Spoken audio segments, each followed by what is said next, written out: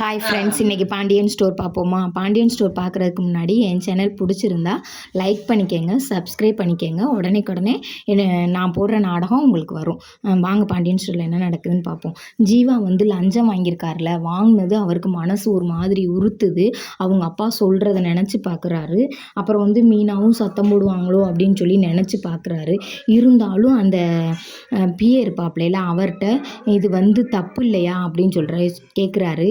நீங்கள் வாங்கலாட்டினாலும் யாராவது ஒருத்தர் வாங்க தான் போகிறாரு அப்படின்னு சொல்கிறாங்க. அப்போ சத்த நேரத்தில் அவங்க மாமனார் ஃபோன் பண்ணுறாரு. அவங்க மாமா ஃபோன் பண்ணுறாரு. என்னப்பா அனுப்பிச்சி விட்டுற, கரெக்ட் பண்ணி அனுப்பிச்சி விட்டியா அப்படின்னு சொல்கிறாரு.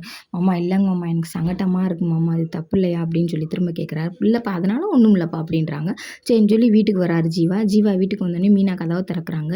என்ன திருட்டு பையன் மாதிரி இந்த முழிக்கிறீங்க அப்படின்றாங்க. ஏன் அப்படியே அவர் திரும்ப முழிச்சு பார்க்குறாரு. தெரிஞ்ச தப்பு அவருக்கு மனசுக்குள்ள ஒரு மாதிரி உறுத்துது. அப்படின்னோடனே அப்புறம் மீனா கேட்குறாங்க, என்ன நான் காலையில் உங்களுக்கு பேசுனது உங்களுக்கு ஒரு மாதிரியா இருக்கா அப்படின்றாங்க. ஆமாம், என்ன கடுப்புனாலும் என் மேலே தானே காட்டுற அப்படின்னு சொல்லி 2 பேரும் பேசிகிட்டு இருக்காங்க. பேசிகிட்டு இருக்கையிலே பார்த்தீங்கன்னா மீனாவோட அப்பாவும் அம்மாவும் வந்துடுறாங்க.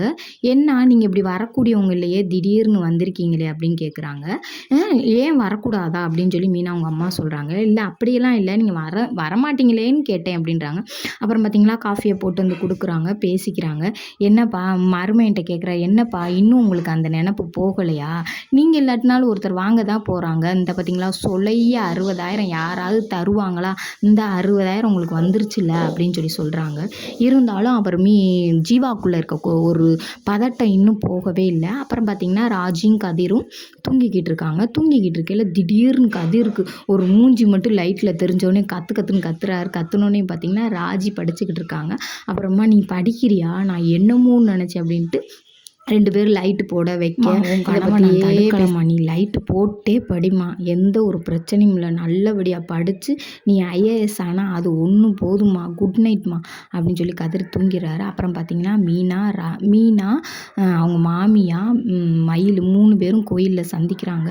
மீனா நீ இவ்வளோ கூட்டிகிட்டு வருவேன்னு தெரிஞ்சிருந்தா நான் கோயிலுக்கு கூட வந்திருக்க மாட்டேன் அப்படின்னு சொல்கிறாங்க. சொன்னோன்னே பார்த்தீங்கன்னா மயிலோட அம்மா வந்திருந்தாங்க. அதோட நாடகம் முடிஞ்சிருச்சு.